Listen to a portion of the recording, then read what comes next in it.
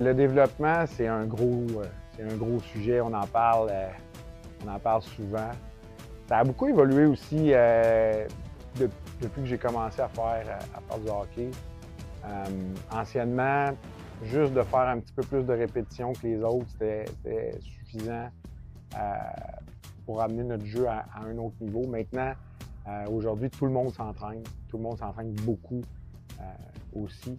Donc, c'est sûr que ça apporte des défis qui sont plus grands, une façon de venir travailler ça qui est aussi Le défi du développement, c'est vraiment de s'assurer que la courbe de progression du joueur va se poursuivre avec le temps. Quand les joueurs sont plus petits, la répétition amène un gros pourcentage d'amélioration, tandis que ce pourcentage-là va diminuer beaucoup quand ils vont être plus vieux.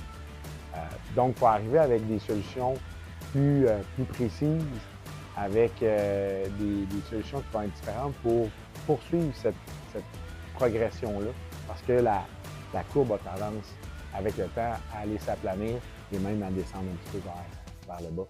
C'est le danger. Le nouveau développement, celui qu'on travaille avec AI Train Hockey, c'est vraiment la réappropriation en situation de match. Puis je pense que c'est ça le nouveau défi du développement.